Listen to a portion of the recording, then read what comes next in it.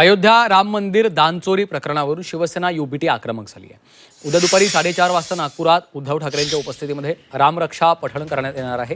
रामनगर इथल्या राम मंदिरात या कार्यक्रमाला ठाकरेंसह संजय राऊत आणि शिवसेना युबीटीचे नेते कार्यकर्ते उपस्थित राहतील।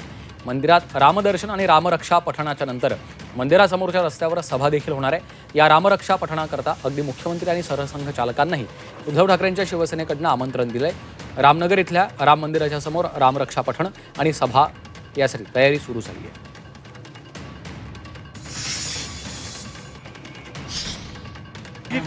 हे काय लग्नाचं आमंत्रण नाही, लग्नासाठी हा आग्रह केला जातो, पण राज्याचे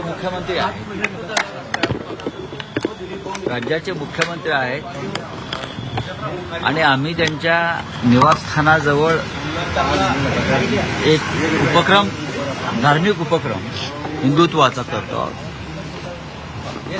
राज्याचे मुख्यमंत्री म्हणून आम्ही त्यांना निमंत्रण दिलेलं आहे। त्याही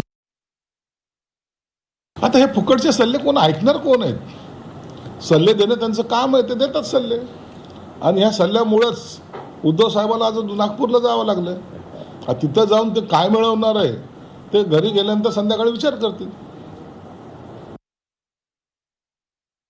त्यावेळेला तुम्हाला प्रभू रामचंद्रांच्या मंदिराच्या प्राणप्रतिष्ठापना सोहळ्यासाठी जाण्याला लाज का वाटली होती? फक्त काँग्रेस विरोध करेल, आपली मुख्यमंत्री पदाची खुर्ची जाईल म्हणून त्यावेळेला उद्धवजी ठाकरे रामलल्लाच्या मंदिराच्या भूमिपूजनाला गेले नव्हते आणि आज रामरक्षा आंदोलन करतायत। मुख्यमंत्री जर का तुम्हाला या आंदोलनासाठी यावं असं संजय राऊतांना वाटत असेल तर उद्धवजींनी नाक घासून माफी मागावी, किमान संघस्थानावर जाऊन माफी मागावी, त्यानंतर तुमच्या मागणीचा विचार केला जाईल।